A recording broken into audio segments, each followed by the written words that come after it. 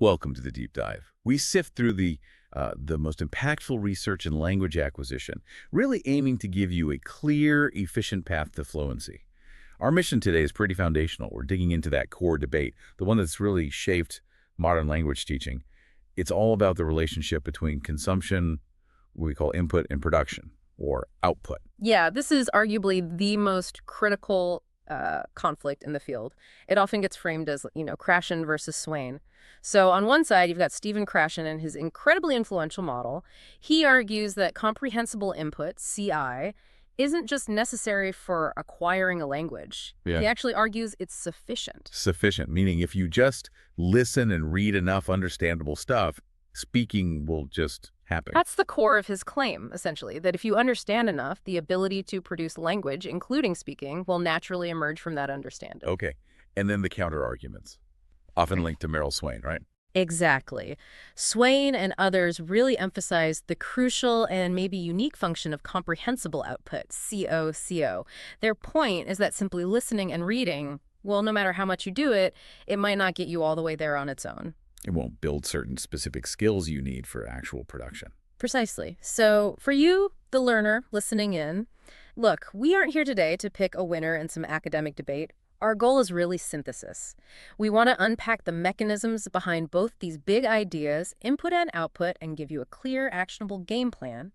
How do you balance massive input with a focused critical production practice? Because that balance, that's what seems to drive fluency without just overwhelming you with information, right? That's the idea. Avoiding that pit of information overload while still making real progress. Okay, let's dive in, starting with the foundation, input.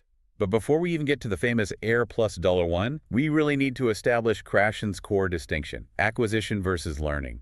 They sound similar, but... Oh, they're worlds apart in his model. Acquisition is the subconscious process. Think about how a child learns their first language, right? Or how you might feel if you're totally immersed in a new country. You're not consciously studying grammar rules. Exactly. You're focused on understanding messages, on communicating, and the result is this deep, internalized, subconscious competence. It's that feel for the language. You just know something sounds right or feels wrong, even if you can't explain why. That's the goal, isn't it? That intuitive sense. So what about learning then? Because that's what most of us did in school. Learning is the conscious effort. It's the grammar charts, the verb conjugation tables, the rules for spelling and punctuation you deliberately study. This conscious knowledge feeds into what Krashen called the monitor. The monitor, like an internal editor. Sort of, yeah. It's your conscious self-correction mechanism. You use it to check and polish your language before you say or write something, or maybe immediately after. But hang on, if acquisition gives you that feel and competence, and learning is just this conscious editor, why bother with learning? We spent years on just the rules. Doesn't the monitor have a practical role? Oh, it absolutely does, especially for things like formal writing where accuracy is really important. But relying too heavily on it, particularly for, say, real-time conversation, that's where it gets problematic. The monitor is actually quite constrained. Constrained how? What makes it fail us right when we need it, like mid-conversation? Well, there are three big constraints that really highlight why acquisition does most of the heavy lifting. First, and this sounds obvious, you have to actually know the rule. Okay. But think about the sheer number of rules in a language. Even the most dedicated student isn't going to learn, internalize, and correctly apply every single obscure grammar point from a textbook. And many rules are just too complex to fish out quickly. Yeah, I might have crammed subjunctive rules for a test, but pulling them out while trying to chat, forget it. It's like searching for a needle in a haystack. Exactly, and that leads straight to the second constraint. You need time to use the monitor. Real conversation flows. It's fast. Right. When you pause to consciously think, okay, wait, is the verb ending right? What preposition goes here? Yeah. You disrupt that flow. You shift focus from meaning to form. That cognitive slowdown kills the conversation's momentum, and like you said, it often ramps up anxiety. Slow speakers are often just over-monitoring. So trying too hard to be perfect actually stops you from communicating effectively. That's kind of ironic. It really is. And the third constraint is about scope. Rules are only a small fraction of language competence. Acquisition gives you the vocabulary, the idioms, the rhythm, the pragmatic stuff like when to speak, when to pause, the right tone of voice. All that makes up true competence. Conscious learning of grammar, punctuation, spelling. It's important, sure, but it's a relatively small piece of the total linguistic puzzle needed for fluency. Okay, so if acquisition is the engine driving fluency, how do we actually turn it on? How do we make it happen? This takes us to the input hypothesis, right? Yeah. The phi plus $1. Exactly. The input hypothesis, in a nutshell, says we acquire language when we understand input, that's the I, that contains structures just a little bit beyond our current level of competence, that's the +1. So it's language we mostly understand, but with a little bit of new stuff mixed in. Precisely. That 1+ Welly is the sweet spot, the optimal zone for learning. It's challenging enough to push you forward, but understandable enough, crucially, with context, so you're not overwhelmed. And that context part is vital. Krashen emphasized that this only works with help from context or extra-linguistic cues, pictures, pointing, gestures, shared knowledge, things that bridge that small comprehension gap for the +1. That makes sense. But practically speaking, what about a total beginner? Someone at $1 all, how do they find 1 + 1 in, say, a real movie or a book? Doesn't the theory kind of break down right at the start without some structured teaching? That's a really important question. $I is tough, no doubt, because there's no existing I to build on. This is where, yeah, structured input, maybe from a teacher or a very basic program, combined with tons of context visual aids, gestures, is absolutely critical. Total physical response methods like that are great here. But once you have some foundation, even a tiny one, the key insight from the research is actually to stop trying to be surgically precise with the input. Stop trying to be precise. Yeah. The evidence strongly suggests that natural, communicative, what Krashen called roughly tuned input, is often better than input that's been meticulously planned out like a grammar syllabus, trying to hit only $Y plus $. Why would roughly tuned be better than something designed for perfect precision? That feels counterintuitive. It boils down to a couple of big advantages, mainly around practicality and review. First, if the input is roughly tuned like a natural conversation, a simple story, maybe a kid's show, it automatically contains a mix of structures. As long as the overall message is understandable, the AA plus $1 for different people in a group, or even for you at different moments, will likely be covered naturally within that stream of language. You don't have to guess someone's exact I. Okay, so it casts a wider net. Exactly. And second, and this is huge, it guarantees natural review. Think about a textbook. Chapter 5 covers the future tense. If you miss that chapter or it doesn't click, you might wait months for a formal review unit. Right. But if you're consuming roughly tuned input, like reading simple stories or watching shows, the future tense pops up naturally alongside past tense, present tense all the time. You get constant, necessary, spaced repetition built right in. Structures don't just vanish after chapter 5. So it's about quantity and overall comprehensibility, ensuring that ABRS 21 is just naturally present and revisited. That's the core idea. Keep the message understandable and acquisition will happen. Okay, but even if the input is perfect, I plus $1, roughly tuned, there's still this psychological barrier Krashen talked about, the affective filter. Ah, yes, the affective filter. It's basically a metaphorical barrier. Think of it as a shield built from emotional variables, things like motivation, self-confidence, anxiety levels. And this shield determines if the input actually gets in. Pretty much. If you, the learner, are feeling anxious or intimidated or stressed out, the filter goes up high.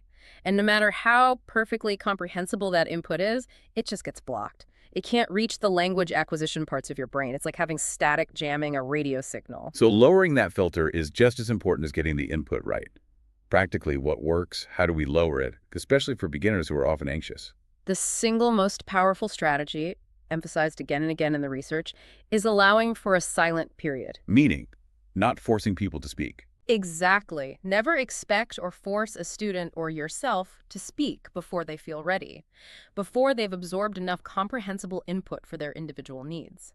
Speaking ability emerges from competence built through listening and understanding. It's not the cause of it. So pushing people to speak too early actually raises the filter. Massively. When a learner is allowed to just listen, observe, and acquire without that pressure of immediate performance, the filter naturally starts to drop.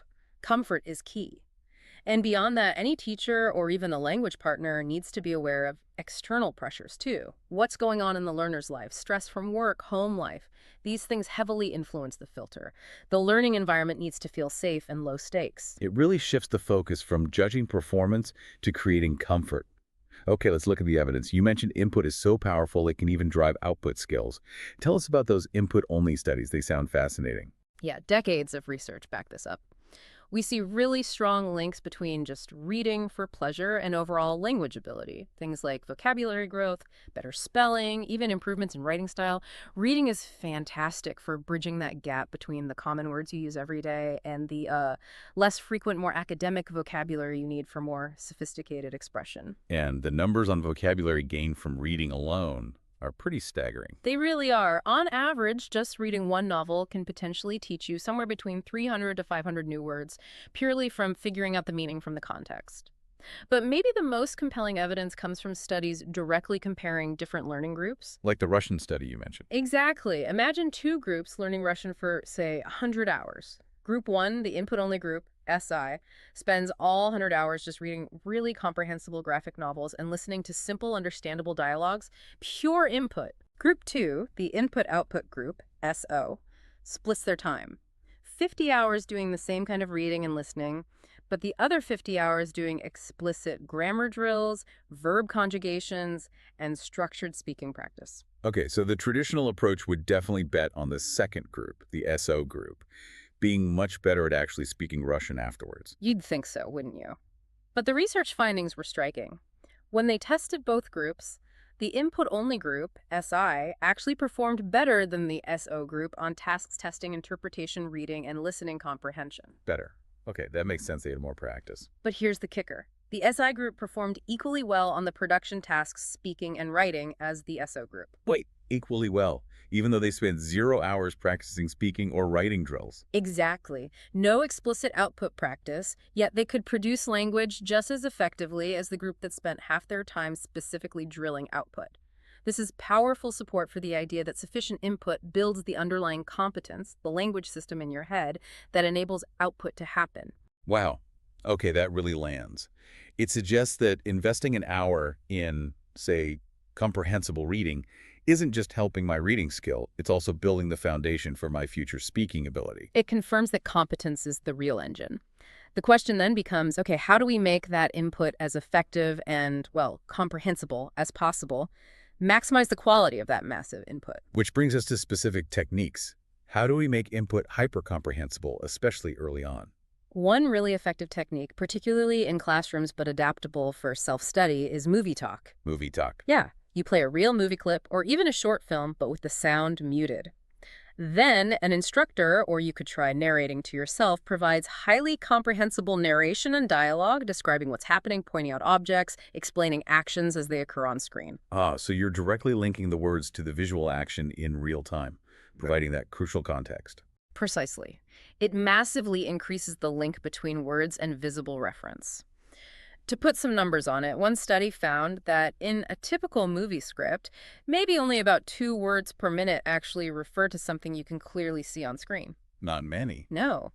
But when using movie talk, where the narrator deliberately ties the language to the visuals, that number jumped to an average of 18.5 visible referent words per minute. Whoa, that's nearly a 10-fold increase. It's a huge boost in targeted, understandable YTAP redello on exposure.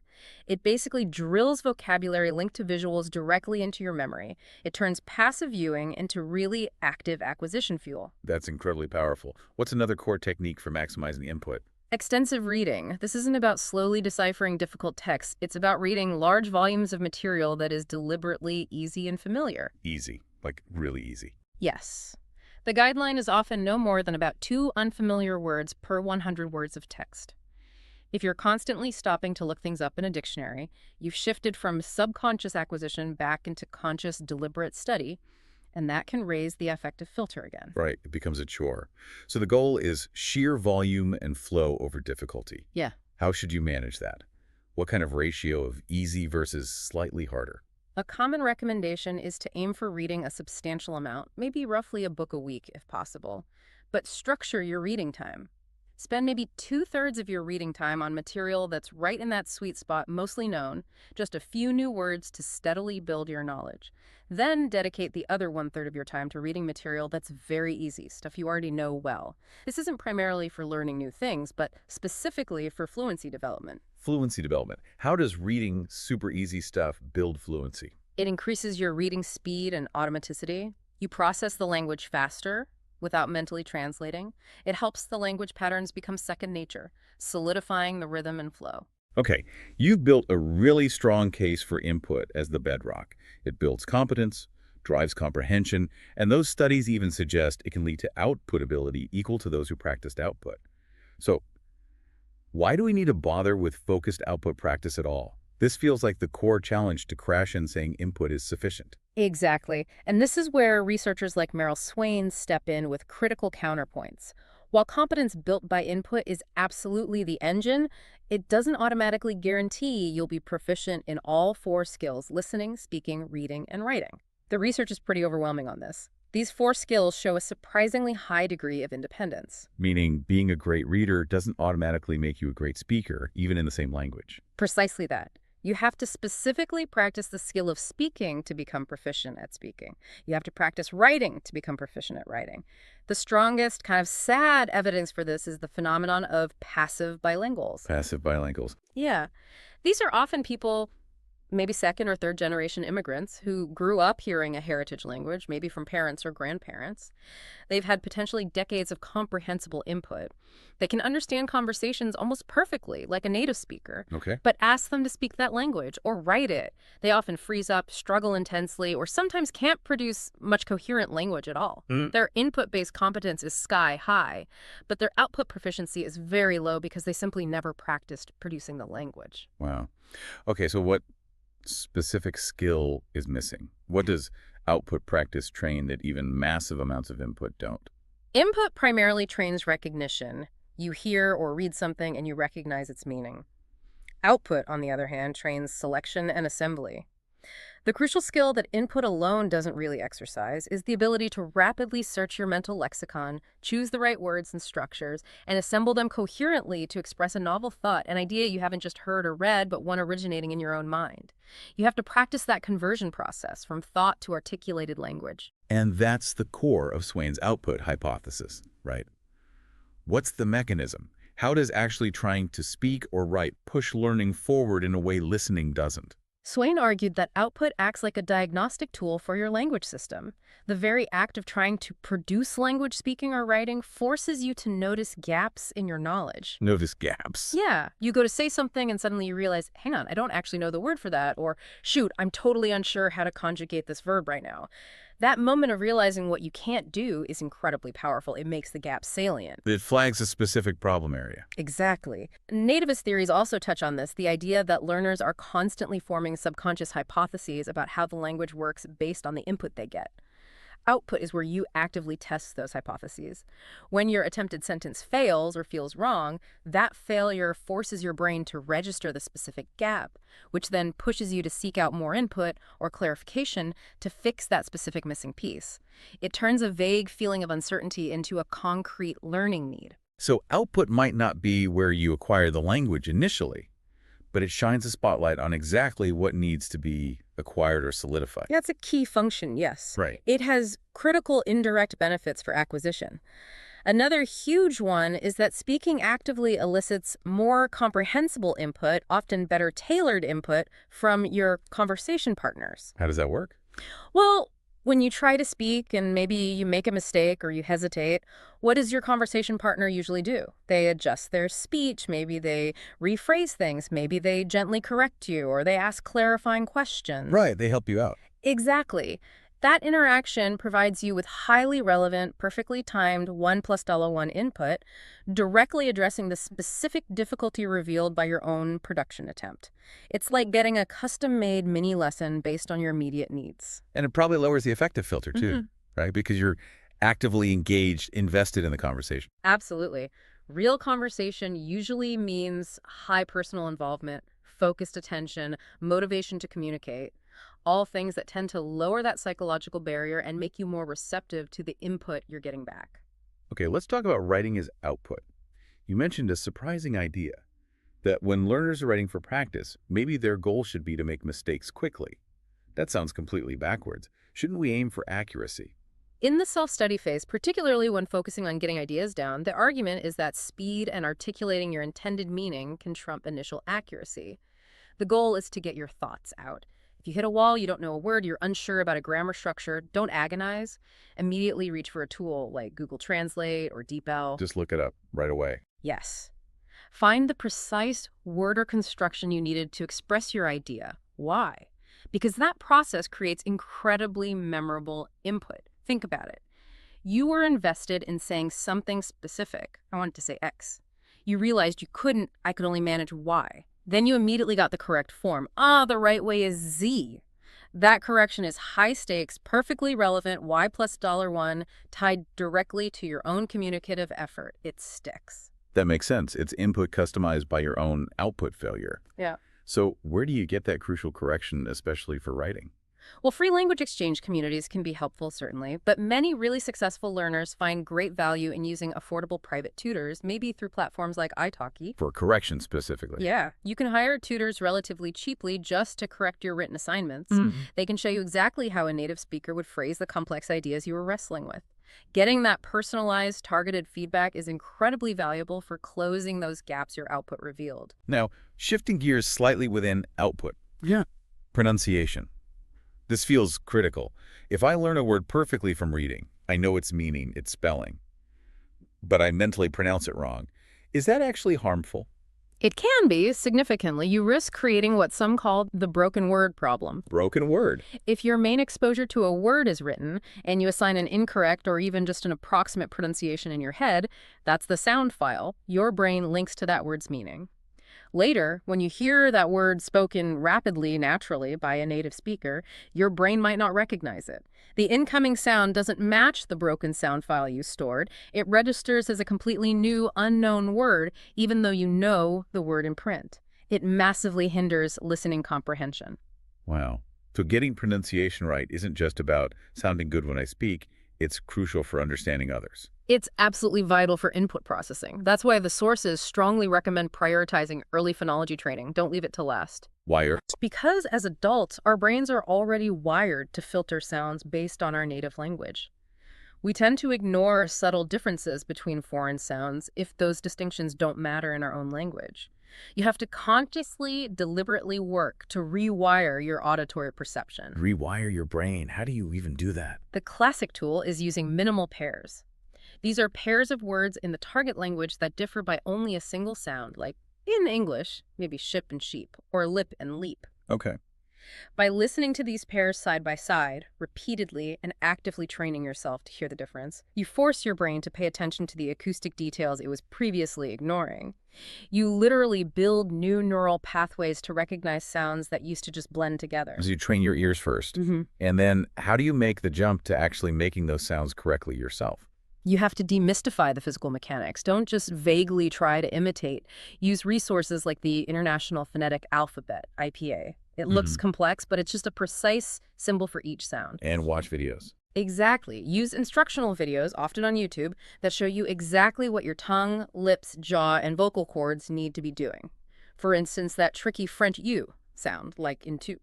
Videos will explain. Okay, you need to physically keep your lips tightly rounded, like you're saying ooh, as in boot, but at the same time, try to make the sound E, as in feet, with your tongue position. So it's a physical instruction. Yes.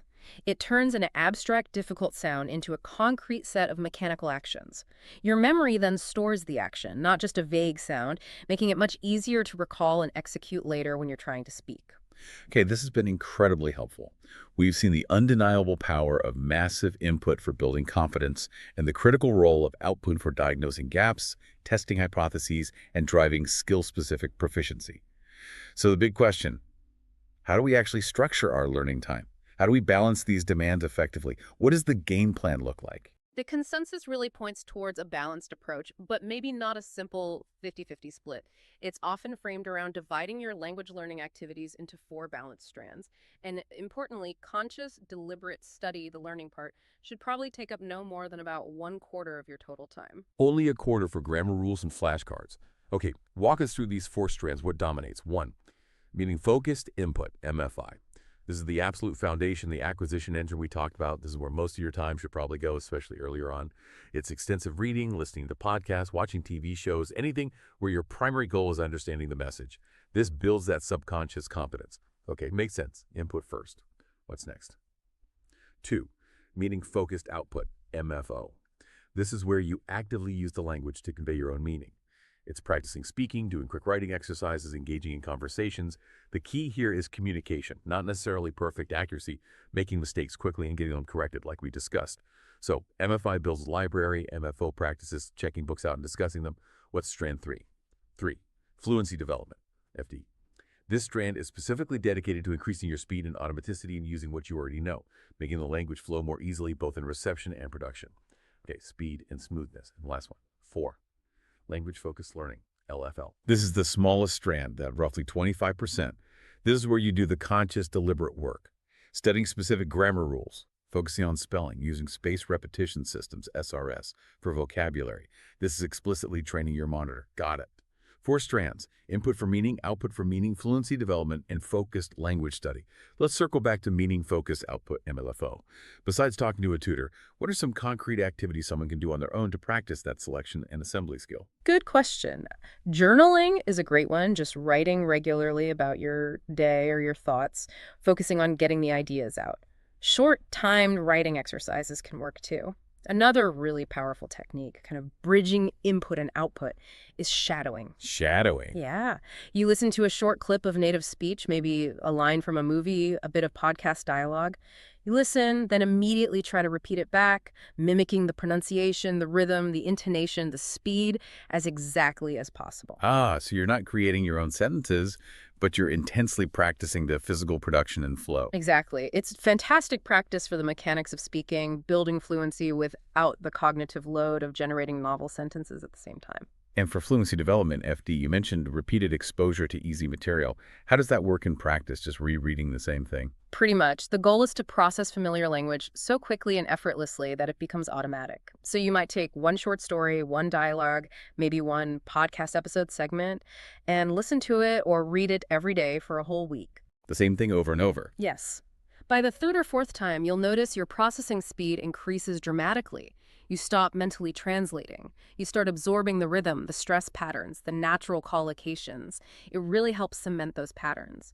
Memorizing useful, high-frequency sentences or survival phrases also fits squarely into fluency development. Okay, now let's zoom in on that 4th strand, language-focused learning, and specifically the tool you mentioned, spaced repetition systems, SRS.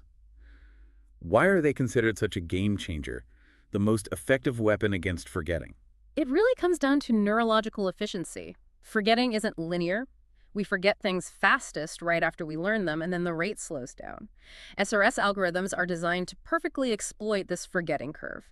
They schedule your review of a piece of information, like a vocabulary word, for the precise moment just before your brain is predicted to forget it. So it interrupts the forgetting process at the optimal time. Exactly. Review too early, and it's inefficient, you already know it.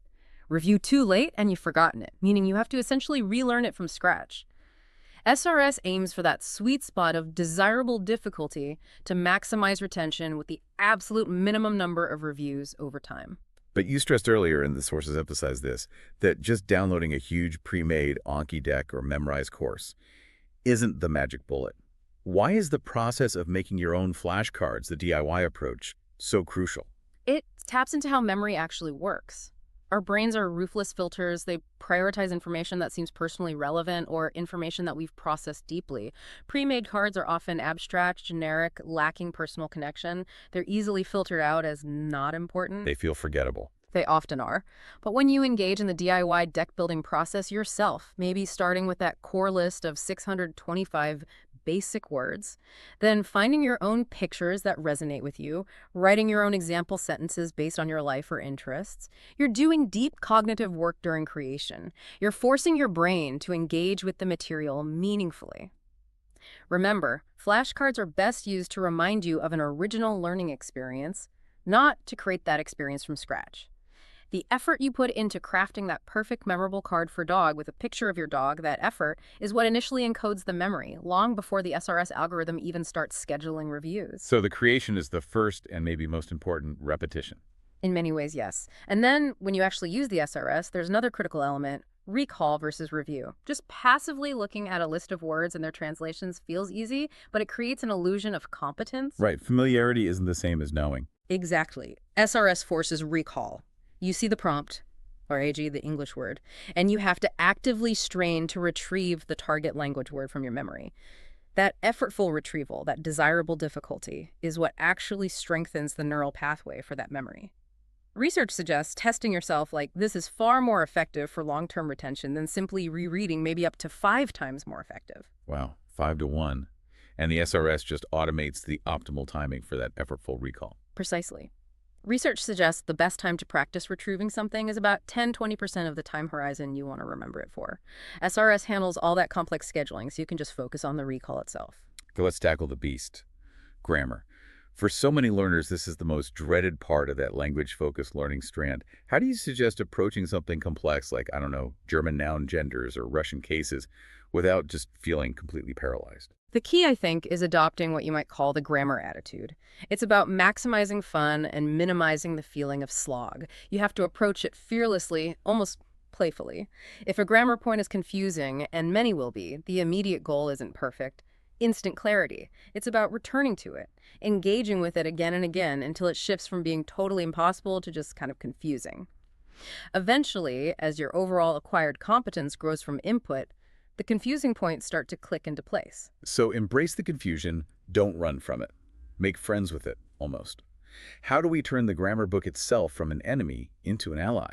Treat it like a mine for resources, not necessarily a novel to be read cover to cover. The most valuable parts of many grammar books are often the simple example sentences and short dialogues they provide for each point. Not the long explanations. Maybe not initially. Try this. Jump straight to the examples for a new grammar point. Break them down immediately. Turn them into flashcards for the new words, for different word forms, for the word order patterns. Make it a game. Can you figure out the rule and master how it works just by drilling these example sentences before you even read the book's formal explanation? By the time you get to the explanation of, say, the past tense, you might find you've already internalized its usage through hundreds of spaced repetitions of those mind examples. The explanation then just confirms what you've started to feel out. That flips the script entirely. Yeah. And what about those really abstract, seemingly arbitrary things? Like, why is double masculine in German? How do you memorize huge charts of noun endings? For features that just defy logic, you need to bring in mnemonic imagery. Systems like the person-action-object (PAO) method are incredibly powerful here. You create vivid, often completely bizarre mental images to attach concrete sensory data to abstract grammatical features. Turning rules into weird little movies in your head. Exactly. Take German noun gender. Let's say you need to remember the Tisch. The table is masculine. You need a system. Maybe you assign a specific, memorable, famous person, say Arnold Schwarzenegger, to always represent the masculine gender. That's your person. Then assign a specific vivid action, maybe arm wrestling, to always go with masculine nouns. That's your action. The noun itself is the object.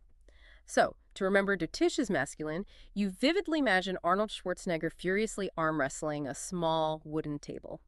The image is absurd, but it's concrete, sensory, and links the abstract concept masculine gender to the specific noun table via a memorable scene. That's brilliant. You're essentially giving the abstract rule a hook for your visual and narrative memory to grab onto. And the key is detail. The more vivid, more multisensory, more ridiculous you make the mnemonic image, the better it sticks.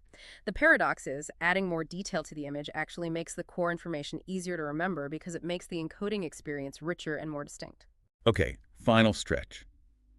Practical efficiency. We all have busy lives. How do we realistically integrate this four-strand approach, this balance of input, output, fluency, and study without needing to quit our jobs? You absolutely have to embrace the idea of maximizing laziness by utilizing hidden moments. Hidden moments. Think about all the little pockets of downtime you have scattered throughout the day, waiting for the kettle to boil, standing in line at the grocery store, waiting for an elevator the few seconds before a phone call connects. These moments usually just evaporate. Yeah, dead time. Mobilize it. Use these 5, 10, 15-second slots for microlessons. Pull out your phone and do 2 or 3 SRS flashcards. Listen to one sentence of a dialogue you're shadowing. This constant, distributed micro-exposure leverages time you are already losing and turns it into steady, cumulative progress. That feeds right back into something you touched on earlier, the learning paradox. It does. The paradox is simply this.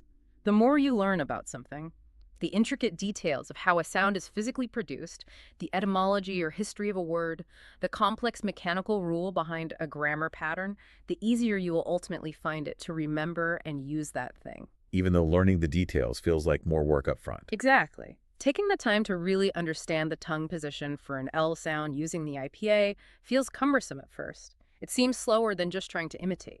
But the paradox is, by deeply understanding the mechanics, your memory isn't storing some vague, abstract new sound. It's storing a clear, concrete set of instructions.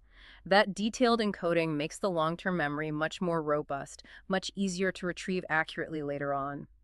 Deep initial processing leads to easier recall. #tag outro. Wow, okay, this deep dive has really illuminated that path to fluency. It's clearly not about finding one single magic bullet method, whether that's pure input or pure output. It's about strategically managing both. Stepping back from all the details, what's the single biggest, maybe most encouraging takeaway for the learner trying to put all this together? I think the biggest takeaway is that fluency really does come from achieving that dynamic, productive balance. You absolutely must prioritize building a solid foundation with massive amounts of comprehensible input that's non-negotiable. But crucially, you can't indefinitely postpone engaging in focused output practice. That output is what forces you to notice your own gaps and actively test the hypotheses that all that input has helped you form. And this really resonates with the wisdom from accomplished polyglots, people like Dr. Kito Lam you mentioned. Absolutely. Dr. Lam, who learned something like 16 languages to a high level, often stressed that her success wasn't due to some innate gift for languages. She insisted it came down to motivation, perseverance, and sheer diligence, consistent, intelligent effort. She really believed the method and the effort were far more important than any perceived natural talent. That's a hugely empowering message for anyone who thinks, oh, I'm just not good at languages. I think the most liberating piece of advice, though, the one that directly tackles that effective filter we talked about, also comes from her experience. What's the ultimate balance we should strive for in every single interaction, every conversation? It boils down to prioritizing communication over anxiety about perfection. As Dr. Lam famously suggested, it is infinitely better to jump in and produce well-intentioned sentences full of mistakes just to build that bridge, keep the conversation flowing, connect with the other person than it is to stay silent, paralyzed by uncertainty, waiting for the perfect sentence that may never come. Those mistakes you make when you try to speak or write, they aren't failures to be ashamed of. They are, in fact, the precise, personalized data points highlighting exactly what you need to learn next.